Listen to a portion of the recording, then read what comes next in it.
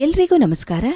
ನಾನಿವತ್ತು ಪರಮಪೂಜ್ಯ ಶ್ರೀ ಸಿದ್ದೇಶ್ವರ ಸ್ವಾಮೀಜಿಯವರ ದೃಷ್ಟಿಯಂತೆ ಸೃಷ್ಟಿ ಎಂಬ ಪುಸ್ತಕದಿಂದ ಮಾತು ಮುತ್ತು ಎಂಬುದರ ಬಗ್ಗೆ ಓದಲಿದ್ದೇನೆ. ಮನನಾತ್ರಾಯತೆ ಇತಿ ಮಂತ್ರ. ಯಾವುದನ್ನು ಮನನ ಮಾಡುವುದರಿಂದ ಮತ್ತೆ ಮತ್ತೆ ಹೇಳುವುದರಿಂದ ಸ್ಮರಿಸುವುದರಿಂದ ನಮ್ಮನ್ನು ರಕ್ಷಿಸುತ್ತದೆಯೋ ಅದುವೇ ಮಂತ್ರ ಎಂದು ಋಷಿಗಳು ಹೇಳಿದರು. ಮಂತ್ರದಲ್ಲಿರುವುದು ಒಳ್ಳೆಯ ಅಕ್ಷರಗಳ ಶಬ್ದಗಳ ಸಮೂಹ ಅಥವಾ ಒಂದು ಮಾತೇ ಅಲ್ವೇ? ಆದುದರಿಂದ ಒಳ್ಳೆಯ ಮಾತಿನಲ್ಲಿ ಮಂತ್ರದ ಶಕ್ತಿ ಇದೆ ಎಂದಂತಾಯಿತು. ಬ್ರಹ್ಮ ಎಂದರೆ ಸೃಷ್ಟಿಸು ರಚಿಸು ಎಂದರ್ಥ. ಅಯ್ಯ ಎಂದರೆ ಸ್ವರ್ಗ. ಇದೇ ರೀತಿ ಮೃದು ಮಧುರ ಶಬ್ದಗಳನ್ನು ನುಡಿಯುವುದರಿಂದ ಸ್ವರ್ಗವೇ ಸೃಷ್ಟಿಯಾಗುತ್ತದೆ ಎಂದಂತಾಯಿತು. ಹಾಗಾದರೆ ಸ್ವರ್ಗವನ್ನು ಸೃಷ್ಟಿಸುವ ಸಾಮರ್ಥ್ಯವನ್ನು ಹೊಂದಿರುವಂತಹ ಶಬ್ದಕ್ಕೆ ಬ್ರಹ್ಮ ಎಂದು ಋಷಿಗಳು ಕರೆದಿರುವುದು ಅರ್ಥಪೂರ್ಣವಾಗಿದೆ ಅಲ್ವೇ? ಒಳ್ಳೆಯ ಶಬ್ದಗಳನ್ನು ಮಾತನಾಡುವುದರಿಂದ ನಿರ್ಮಾಣವಾಗುವಂತಹ ಸ್ವರ್ಗವು ಹೊರಗಣ್ಣಿಗೆ ಕಾಣದಿದ್ರೂ ನಮ್ಮ ಒಳಗಣ್ಣಿಗೆ ಕಾಣಿಸುತ್ತದೆ, ಅಂತರಂಗದಲ್ಲಿ ಅನುಭವಕ್ಕೆ ಬರುತ್ತದೆ.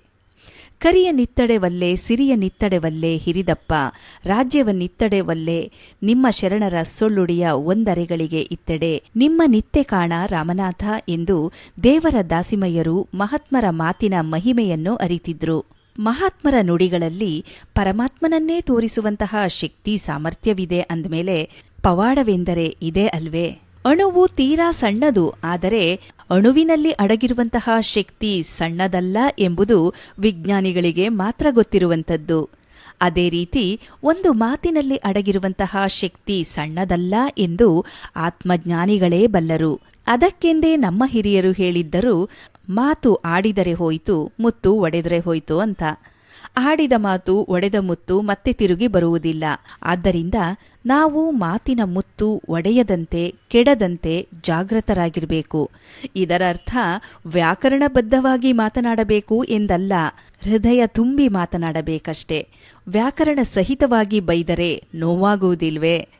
ನಮ್ಮ ಮಾತಿನಲ್ಲಿರಬೇಕಾದುದು ವ್ಯಾಕರಣವಲ್ಲ, ಮಧುರ ಹೃದಯ. ನುಡಿದರೆ ಮುತ್ತಿನ ಹಾರದಂತಿರಬೇಕು, ಮಾತೆ ಮುತ್ತು ಎಂದು ಪರಮಪೂಜ್ಯ ಶ್ರೀ ಸಿದ್ದೇಶ್ವರ ಸ್ವಾಮೀಜಿಯವರು ದೃಷ್ಟಿಯಂತೆ ಸೃಷ್ಟಿ ಎಂಬ ಪುಸ್ತಕದಲ್ಲಿ ತಿಳಿಸಿದ್ದಾರೆ. ಧನ್ಯವಾದಗಳು.